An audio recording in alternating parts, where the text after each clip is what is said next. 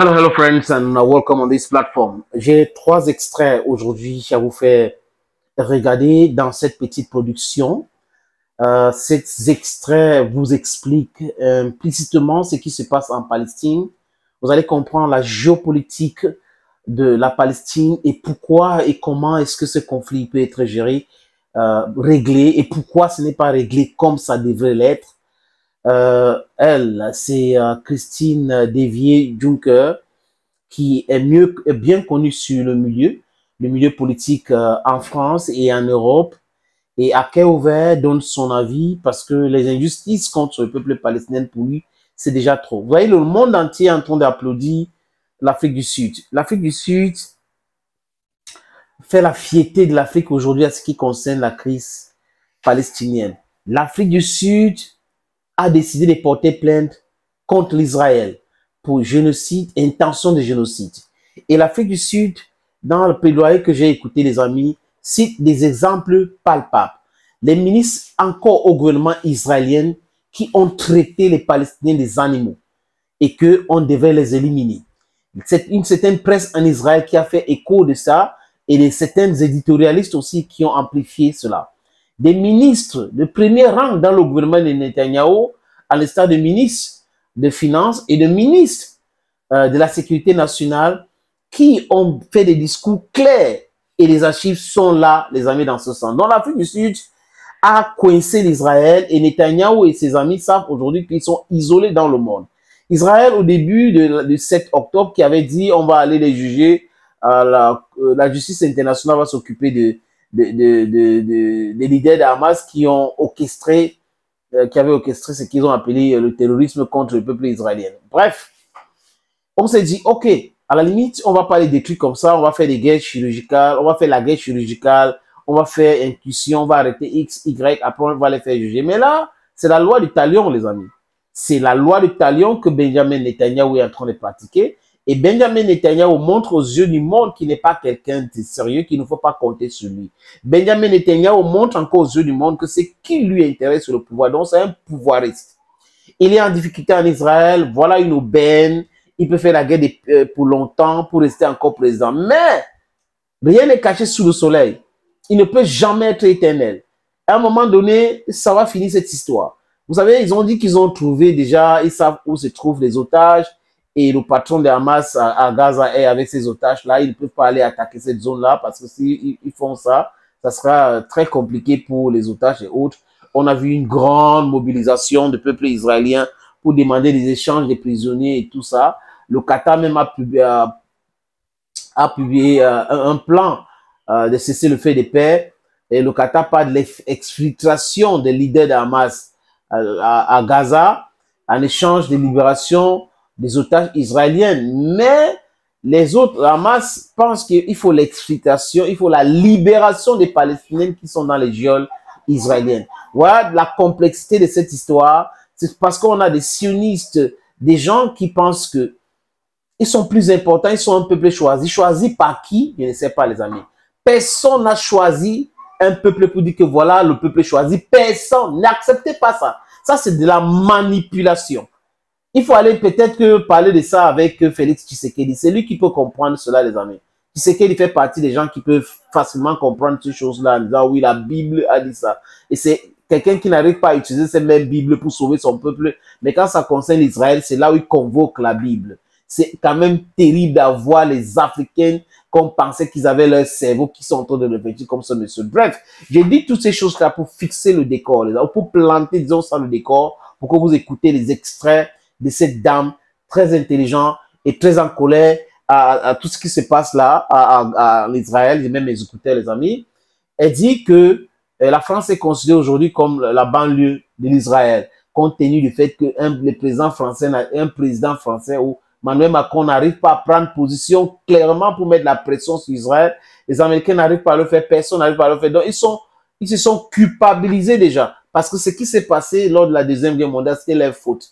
Et ce n'est pas la faute des Palestiniens, ce n'était pas la faute des Malgaches, ce n'était pas la faute des Éthiopiens, ce n'était pas la faute des Ougandais, c'était pas, je cite les pays là pour que vous compreniez de quoi je suis en train de parler, les amis. C'est la faute aux Occidentaux. Mais ils ne peuvent pas commettre les fautes et faire payer par d'autres personnes. Ça n'a pas de sens. Les amis, je vous fais écouter le premier extrait de Madame Christine Devier-Juncker. J'ai toujours entendu dire, quand j'étais dans le milieu, que la France était la banlieue d'Israël. Banlieue d'Israël. Donc ça me fait peur. Terrible. La Palestine, moi, ça fait des années que j'entends, et puis on a dû m'en parler beaucoup aussi, que la Palestine avait un grand pays, et que petit à petit se retrouvait dans une bande de 45 km sur 10, avec des grilles, un prison à ciel ouvert. Incroyable. Écoutez, vous trouvez ça normal? Franchement, on trouve ça mal. Moi, je comprends qu'ils se battent. Alors, je ne veux pas parler du Hamas, de tout ça. Je ne veux pas me mêler de ça, et puis je ne suis pas équipée, je ne suis pas géopoliticienne. Mais tout ce que je souhaite, c'est que la Palestine retrouve ses terres. Voilà. Tout ce que je souhaite, c'est que la Palestine retrouve ses terres. Donc, la solution à 2 États, c'est la seule solution qui peut régler ces problèmes. Ce n'est pas tout ce que ces agitateurs autour du gouvernement d'Israël sont en train de faire. Ce n'est pas ce que ces extrémistes notoires de la droite sont en train de faire en Israël. Ils ne sont pas représentatifs de l'Israël. L'Israël sait que il doit vivre en paix, côte à côte avec les Palestiniens. Et c'est les Nations Unies qui ont voté une résolution, les amis, dans ce sens. Nous l'oublions jamais dans ce sens pour la création de l'État d'Israël.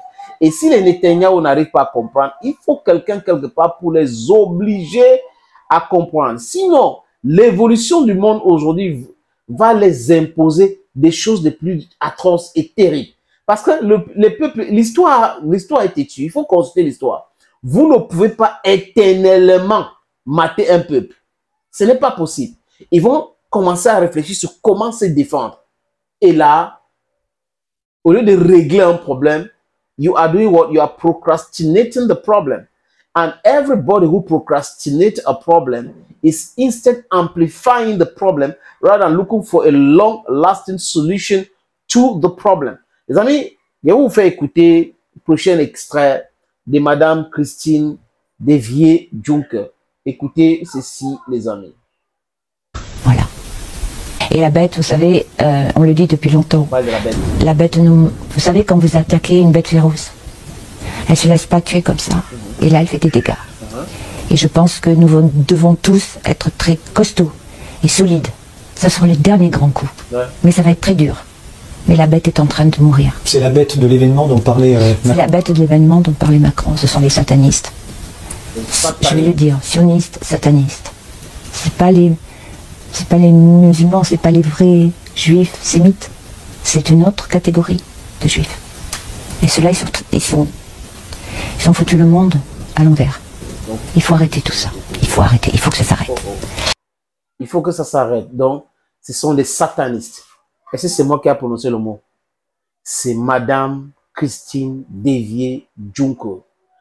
Macron, c'est un sataniste. Netanyahou, idem. Les autres, exactement la même chose. Ils ont foutu le monde, c'est-à-dire que le bordel dans le monde. Ce sont les déclarations des gens qui connaissent bien cette histoire, les amis. Il faut les écouter religieusement pour comprendre ce qui se passe dans le monde. Les gens qui ont refusé, qui étaient dans le système, qui ont refusé, qui sont sortis du système et qui parlent de la paix, qui veulent que les gens vivent en paix dans le monde. Pendant ce temps, on a des élites corrompues qui sont dans ce qu'on a appelé les élites pactes pour continuer à contrôler le monde entier et malmener des gens. Comme si ce monde les appartenait. Vous savez, dans leur petit cerveau, ils pensent que le monde les appartient. Le monde les appartient par rapport à quoi? Par rapport à quoi? Les gens sont libres. Vous ne pouvez pas vous mettre ensemble une petite minorité de personnes pour contrôler tout le monde, leur façon de se vêtir, leur façon de raisonner, donc contrôler tout. S'ils ne sont pas avec vous, vous les traitez de tous les noms de l'oiseau. Ça, c'est du satanisme pur. Et quand on regarde, ils sont en train de parler de la démocratie, alors que c'est des gens qui pratiquent la démocratie. Les amis, je vous suggère de regarder la dernière partie de ce que cette dame a dit, les amis. On va l'écouter maintenant. On l'écoute. Je pense qu'on est bien parti, mais il faut être patient et il faut être solide parce que nous, en Europe et particulièrement en France, on va en baver. Ah, ils vont en baver. Ça va pas être facile. Mais on sait qu'au bout, il y a la lumière. Donc il faut tenir bon. C'est la fin, c'est la fin Vous êtes une d'une battante, période. Christine. C'est la fin d'une période. Et moi, vraiment, je madame. je veux vraiment avoir la fin parce que moi, ça fait 30 ans que je me bats sur tous les fronts et que j'ai le cœur serré, que j'ai envie de voir quelque chose, un peu de lumière, quoi. Juste un peu. On est en guerre ici, guerre ailleurs. C'est le bazar partout. C'est l'Europe s'écroule, la France s'écroule. Si c'est le prix à payer, ben, il faudra l'accepter. Et puis, sur les centres, on reconstruit, non? La France s'écroule, l'Europe s'écroule, elle a envie de voir autre chose. Et c'est inéluctable. La fin est en train d'arriver et elle souhaite voir cette fin-là.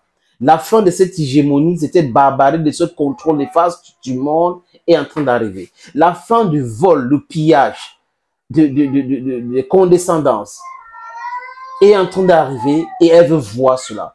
Et en Afrique, on est en train de pousser pour arriver à ce niveau. Et nous avons des gens comme Ibrahim Traoré, Assimi Goïta, comment il s'appelle, Ibrahim Tiani, Abdurrahman Tiani. Nous avons d'autres qui sont en train de réfléchir comme ça. C'est dans ça que nous sommes en train d'aller. Et la jeunesse africaine actuelle est en train de mettre la pression on all those leaders and all those presidents in Africa to change their ways of reasoning and doing things. Vous voyez un peu? Nous avons plein de dirigeants dirigés en Afrique. Et ceux dirigeants dirigés sont un problème réel pour nous. Et les politiciens chez nous ne veulent pas critiquer l'impérialisme, l'Occident, l'impérialisme occidental. Ils se cantonnent dans la critique du pouvoir dictatorial que a imposé l'impérialisme. Mais on ne peut pas critiquer l'un et oublier l'autre. Ça va de pair, voilà, disons ça comme ça va de pair. Nous critiquons le fonctionnement de l'Occident, nous demandons à l'Occident d'enlever sa main sur l'Afrique et dans le monde entier, et nous demandons au même moment à ces dirigeants dirigés d'arrêter, et on leur dit, voilà ce que vous êtes en train de faire, ça ne cadre pas avec la réalité. La réalité, c'est que nous voulons être libres. L'Afrique veut être libre. That is it. Thank you, ladies and gentlemen, for always watching videos on this platform. Les amis, on se dit à très bientôt.